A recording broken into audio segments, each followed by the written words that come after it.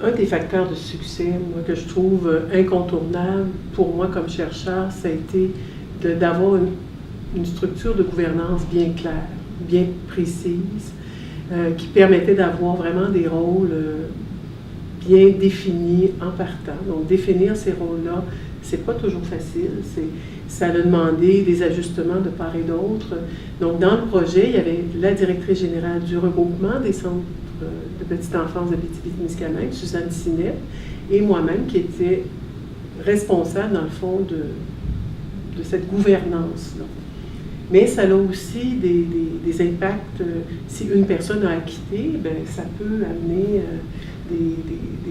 des remises en question ou des ajustements. Ça peut demander des ajustements, mais pour moi, c'est un des facteurs clés pour le projet. L'importance aussi que quand il y a la force c'était qu'il y avait deux porteurs avec des rôles bien distincts, une qui permettait de faire le lien avec les milieux, les CPE qui étaient reconnus dans le milieu aussi, et la chercheure qui s'occupait donc du volet scientifique, puis de s'assurer que les deux co-porteuses du projet soient présentes dans toutes les instances stratégiques d'un projet comme celui-là. Oui. C'est assez important parce que justement, s'il y en a une des deux qui vient pour toutes sortes de raisons à quitter, ça fait que l'autre a une très bonne connaissance de l'ensemble de ce qui se passe, effectivement. Je pense que là aussi, la qualité des liens de communication continue qui ont été présents dans ce projet-là et qui devraient l'être dans d'autres projets similaires entre les deux responsables avec l'équipe de formation.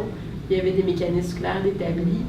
Je pense aussi comme autre facteur de succès qui est important dans ce projet-là, c'est la dimension d'avoir pris le temps de faire un contrat d'engagement avec le milieu autour de ce projet-là. Parce qu'on dit c'est un projet à votre image, c'est votre projet. Il y a des trucs qui vont être sur mesure, mais il y a des trucs qu'on ne peut pas complètement bouger non plus. C'est ça. Du volet recherche. Et c'est très important que ça soit clair, que ce soit compris par les acteurs du milieu dans quoi ils s'engagent. Et ils s'engageaient dans un projet d'assez longue haleine, oui, quand même sur plusieurs années. Et je pense que ce contrat-là d'engagement que vous avez eu ensemble vous a permis de parfois clarifier des choses, surmonter quelques obstacles qui sont présents dans toute forme de projet de recherche partenariale. Puis tu abordes cette question-là, mais chaque gestionnaire était invité aussi à signer un contrat d'engagement, à signer un engagement, à s'impliquer, à favoriser, à faire en sorte que son équipe soit présente, soit ouverte.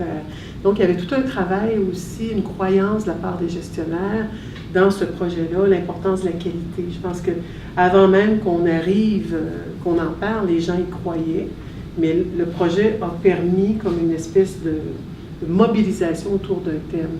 Et que les gens y croyaient avant et on a demandé aux gens de signer un engagement aussi, les gestionnaires. Quand je parle des gens, ce sont les gestionnaires.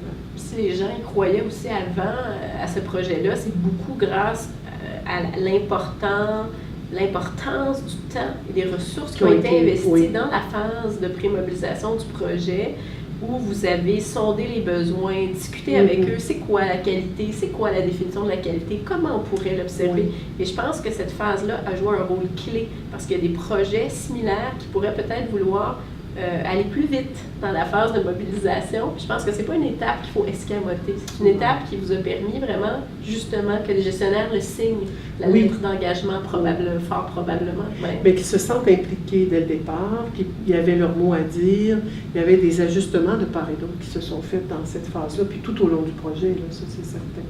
Mais ça, effectivement, toute cette phase qui a duré quand même près de 18 mois, là, une phase de mobilisation, de sensibilisation, il y avait une forme de transfert de connaissances aussi, mais de co-appropriation, je dirais, de la réalité de l'autre. Ça s'est après continué. Après cette phase de pré, ça s'est poursuivi à travers le comité qualité. Donc, se mettre en place un comité de mise en œuvre qui est représentatif des acteurs clés d'un milieu où on souhaite développer un projet de recherche partenariale. Donc, représentants du RCPE, du regroupement, représentants des éducatrices, des gestionnaires, des conseillers pédagogiques. Donc, tous les acteurs clés du milieu étaient dans ce comité de mise en œuvre. Je pense que ça, c'est une condition de succès importante pour développer un projet de ce type-là. Et on parle de qualité, mais il y a toute la qualité aussi des interactions entre les membres du comité qualité, tout le respect, l'expertise. Chacun arrivait pour moi, avec son expertise différente, qui était là, on était là pour partager cette expertise-là. Donc, il n'y a personne qui était expert plus qu'un autre. On était tous des experts dans notre domaine. Ça l'a favorisé, je pense, aussi l'appropriation de la réalité de l'autre. Oui, vous étiez beaucoup aussi dans cette approche que vous aviez adoptée, qui a beaucoup aidé, l'approche socio-constructiviste, psycho-éducative. Oui. On part de là où l'apprenant veut aller, il est où, qu'est-ce qu'il veut faire, et c'était à la fois pour les membres du comité qualité que pour les participants en formation, qu'éventuellement pour les enfants. Pour les enfants. Donc ça, c'était à tous les niveaux du projet. Je pense que ça, c'était vraiment intéressant.